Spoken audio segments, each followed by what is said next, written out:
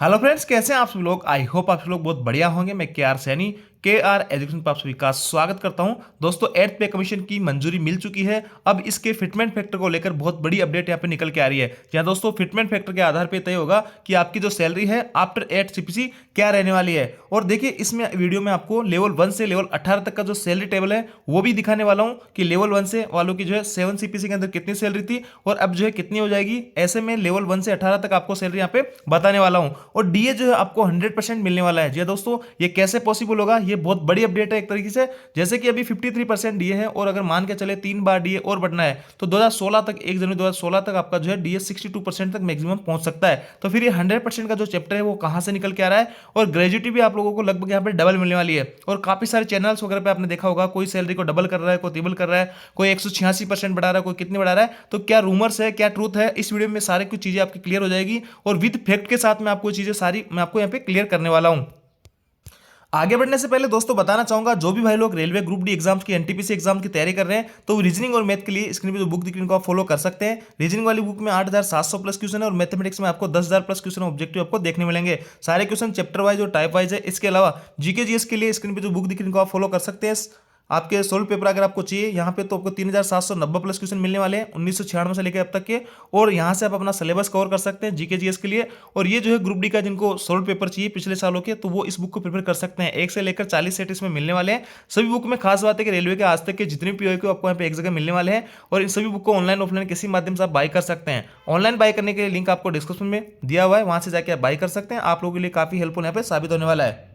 और दोस्तों, वीडियो में आगे चर्चा करने से पहले आप सभी लोगों से रिक्वेस्ट करना चाहूंगा, अगर आप हमारे चैनल पर नए हो तो ऐसे इन्फॉर्मेटिव वीडियो के लिए हमारे चैनल को सब्सक्राइब जरूर कर ले। और टेलीग्राम ग्रुप जिसका लिंक डिस्क्रिप्शन दिया है वहां से आप जाके ज्वाइन कर सकते हैं, जिसमें ऑलरेडी 10,000 प्लस भाई लोग यहाँ पे जुड़े हुए हैं। कोई भी अपडेट आती है तो मैं टेलीग्राम ग्रुप में डाल देता हूं। तो सबसे पहले तो ये थोड़ा सा समझ लेते हैं अब, ताकि अपने को आइडिया लग जाए कि पे कमीशन के अंदर सैलरी बढ़ती कैसी है। तो सबसे पहले मैं 7 सीपीसी की बात कर लेता हूं कि 7 सीपीसी के अंदर सैलरी कैसे बढ़ी थी और उसका जो फिटमेंट फैक्टर था 2.57 वो कैसे निकल के आया था। तो देखिए, 7 सीपीसी के अंदर जो कैलकुलेशन हुई थी उसी के आधार पर आपकी 8 सीपीसी के अंदर होने वाली है। और उसी के आधार पिछले जितनी भी सीपीसी थी उनमें वही कैलकुलेशन हुई थी। तो देखिए, 2.5 से उनका फिटमेंट फैक्टर था पिछले पे कमीशन में। और वहां पे 1 जनवरी 2016 को आपको लागू हुआ था। तो 1 जनवरी 2016 तक डीए जो है वहां पे 125% पहुंच चुका था। और डीए और बेसिक और डीए को मिलाने पे, मेनली बेसिक अपने आप पे 100% होती है और डीए आपका 125% पहुंच चुका था।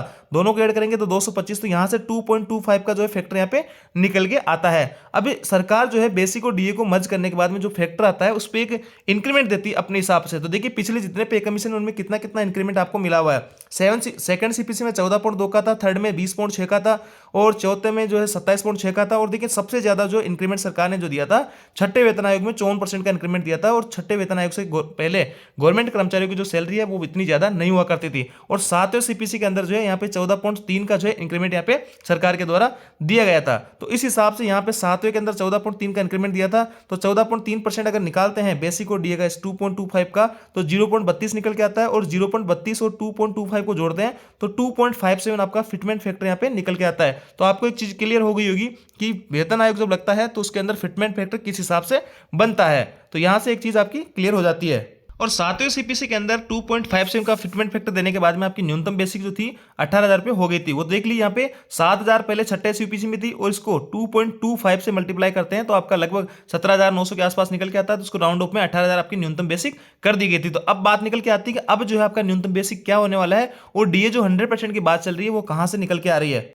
अब देखिए दोस्तों, स्क्रीन पे आप राज्यसभा में जो सवाल जवाब है वो देख पा रहे होंगे। क्वेश्चन नंबर 81 है और 9/2/2023 का। आप सोच रहे होंगे कि सर इतना पुराना कैसे दिखा रहे थे। देखिए, यहाँ पे बहुत सारा एक्स जो है निकलने वाला है, बहुत ही सारा मैटर यहाँ पे निकल के आने वाला है। यहाँ पे पूछा गया था कि जो वेटेज है परसेंटेज ऑफ आइटम्स अंडर एआईसीपीएन के जो आंकड़े हैं जिसके आधार पे आपका जो है डीए और डीआर निर्धारण होता है कि डीए और डीआर कितना मिलना चाहिए, वो पूरी तरह से एआईसीपीएन के जो आंकड़े हैं जो हर महीने जारी होते हैं उनके आधार पे डिसाइड होता है। तो यहाँ पे 81 जो सवाल हुआ था कि यहाँ पे पूछा गया था कि will the minister of labour and employment be pleased to state the details of item included under all India consumer price index AICPN for government employ along with their respective weightage percentage during January to June 2021। यानी यहाँ पे पूछा गया है दोस्तों, यहाँ पे आपका जो एआईसीपीएन के जो आंकड़े हैं वो आपके महंगाई के आधार पे यहाँ पे जारी किए जाते हैं कि कौन सी जो है आपके कपड़े कितने महंगे हुए हैं, आपके ऑयल वगैरह हैं, आपकी जो जरूरत की सामान है वो कितने कितने यहाँ पे महंगे हो रहे हैं। उस हिसाब से आपके एआईसीपीएन के आंकड़े यहाँ पे हर महीने जारी किए जाते हैं। और पिछले 6 महीने के आंकड़ों को एकत्रित करके वहां से जो इंडेक्स निकल के आता है उसके आधार पर आपका डीए और डीआर की गणना की जाती है।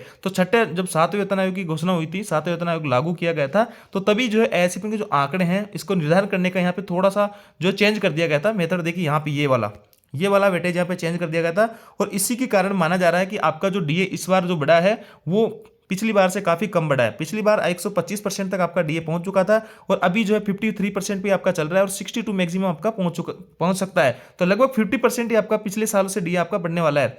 कहने का मतलब दोस्तों, पिछले 10 सालों में जो 7वां वेतन आयोग था उससे तब तक जो है 125% डीए हो चुका था, और अभी जो आपका 62% तक ही पहुंच रहा है। तो ये डीए इतना कम बढ़ने का कारण एक ये माना जा रहा है कि यहाँ पे जो वेटेज पहले लिया जा रहा था उसमें चेंजेस कर दिया गया है। देखिए यहाँ पे पहले जो 7वां वेतन आयोग था उसमें बेस ईयर ये माना जा रहा था, और उसमें फूड और बेवरेज को लिया जा रहा था 46% तक, जबकि आपका अभी 8वां वेतन आयोग जो लिया जाएगा उसमें वेटेज चेंज कर दिया गया है, और इसमें 39.20 इसको कर दिया गया वेटेज। और पहले इसका पेंस और ये तंबाकू इंटॉक्सिकेंट इनका 2.27 तक था, और अभी जो है 1.8 इसका वेटेज यहाँ पे कर दिया है। क्लॉथिंग और फुटवेयर का पहले 6.5 था, और अभी जो है 5.95 कर दिया गया है। तो ये माना जा रहा है कि जैसे ये जो है खाने पीने की चीजें काफी महंगी हुई है, तो इनका वेटेज अभी कम कर दिया गया है, इसलिए महंगाई में आंकड़े आपको कम दिख रहे हैं। बाकी जो तंबाकू वगैरह है इनका जो है 1.80 पहले 2.27 इसका जो है लिया जाता था, और हाउसिंग जो है यहाँ पे पहले 15% था, अभी 17% कर दिया है। और फ्यूल और लाइट पहले आपकी जो है 6.43 थी, जो कि 5.49 कर दिया है। तो ऐसे में इन आंकड़ों को कम ज्यादा करने की वजह से जो है एएसएपी के आंकड़ों में यहाँ पे भारी जो बढ़ोतरी नहीं हो पा रही है, और कम ही बढ़ोतरी आपको देखने को मिल रही है। अगर ये बेस ईयर माना जाता, ये बेस जो 2001 वाला माना गया था वेटेज, अगर ये वेटेज माना जाता तो यहाँ पे आपको डीए और डीआर ज्यादा देखने को मिलता, ऐसा काफी लोगों के द्वारा कहना है। और अभी जो है आंकड़े आपके इस आधार पर माने जा रहे हैं, तो इसी कारण जो है आपका डीए और डीआर इस बार कम बढ़ा है। तो यहाँ पे अब जो है जो काफी यूनियन वगैरह हैं, संगठन के कर्मचारी वगैरह हैं, उनका कहना है कि एक्चुअल जो महंगाई है एएसएपी के आंकड़ों से हमें कोई मतलब नहीं है। एएसएपी के जो आंकड़े हैं वो अपनी जगह एकदम यहाँ पे सही है, और वो आंकड़े जो जारी कर रहे हैं इन फैक्ट्स के आधार पे कर रहे हैं, लेकिन हमें एक्चुअल ग्राउंड लेवल पे जो महंगाई है उसके आधार पे डीए और डीआर की गणना चाहिए, और उसके आधार पे फिटमेंट फैक्टर चाहिए। तो अभी महंगाई जो है उसको ग्राउंड लेवल पर अगर बात करें तो 100% तक जो है आपकी महंगाई हो चुकी है पिछले 10 सालों में। तो इसलिए ये 100% का यहाँ पे डीए और डीआर सरकार के द्वारा लगाया जाए, और इसी को आधार मानते हुए फिटमेंट फैक्टर आपके बनाया जाए। तो ये 100% डीए वाली जो बात है वो यहां से निकल के आ रही है दोस्तों, और ये जो है ऑफिशियल है, राज्यसभा का सवाल जवाब है नंबर 81। और अगर ऐसा लागू होता है तो आपका 100% डीए आपका जो 100 या 105% डीए सरकार अगर इस चीज को इस मांग को मानती है तो 100% डीए आपका 1 जनवरी 2026 से मान के और फिर आपका नया फिटमेंट फैक्टर निकालेगी। अगर ये 100% डीए मानती है तो भी मैं आपको बता देता हूं कि फिटमेंट फैक्टर क्या रहने वाला है, और नहीं मानती है, एक्चुअल में मानती है, तो आपका फिटमेंट फैक्टर क्या रह सकता है। दोनों के ऊपर अपन यहाँ पे बात करने वाले हैं।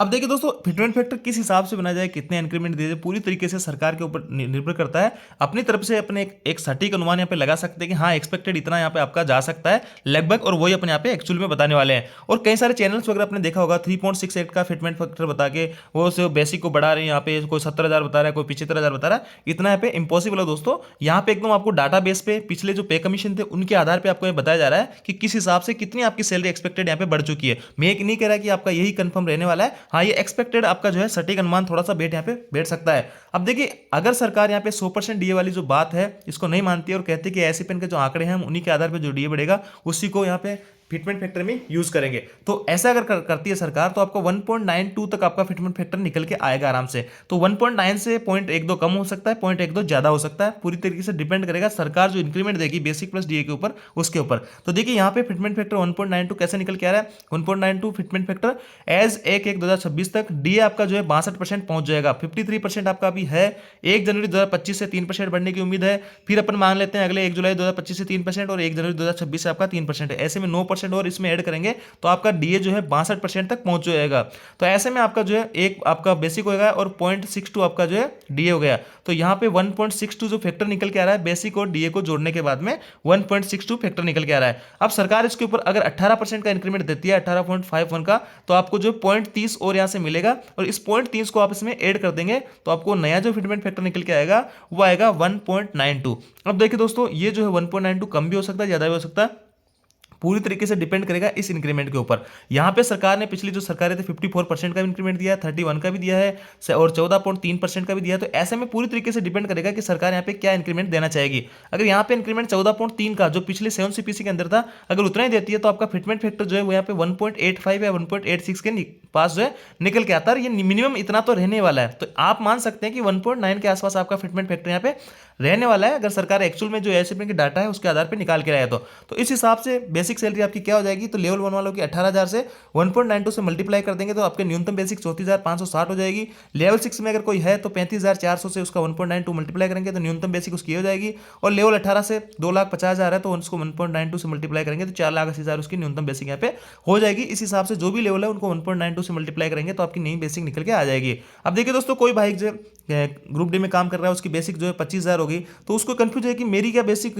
18,000 से मल्टीप्लाई होगी, 1.92 से मल्टीप्लाई होगी, या फिर मेरे 25,000 यहाँ पे मल्टीप्लाई होगी। तो देखिए दोस्तों, आपकी एक्चुअल जो बेसिक है, आपको 10 साल हो गए, 20 साल हो गए, आपकी जो एक्चुअल बेसिक है, किसी के 50,000 किसी के 60,000 है, तो आपकी एक्चुअल जो भी बेसिक है उसको 1.92 से मल्टीप्लाई कर लीजिए, जो भी फिटमेंट फैक्टर है उससे मल्टीप्लाई कर लीजिए, वो आपका न्यूनतम बेसिक आपका यहाँ हो जाएगा। और डीए जो है फिर से 0 से स्टार्ट हो जाएगा। कई सारे दोस्तों का कहना है कि सर इससे कोई खास फायदा नहीं होगा, तो खास फायदा कैसे नहीं होगा दोस्तों, यहाँ पे एक देखिए, यहाँ पे जो सरकार इंक्रीमेंट देगी वो इंक्रीमेंट आपको तुरंत इंस्टेंट रूप से मिल जाएगा। इसके अलावा आपके जो भी भत्ते हैं वो उस नई बेसिक के ऊपर लगेंगे, चाहे ओवर टाइम हो, चाहे नाइट ड्यूटी अलाउंस हो, और भी चाहे कोई जो नया डीए लगने वाला होगा 1 जुलाई 2026 से, वो भी आपकी मोटी बेसिक पे लगेगा। तो ऐसे में आपको लॉन्ग टर्म में काफी अच्छा खासा फायदा देखने को मिलेगा। तो इसमें एड पे कमीशन में काफी अच्छा फायदा आपको देखने को मिलेगा।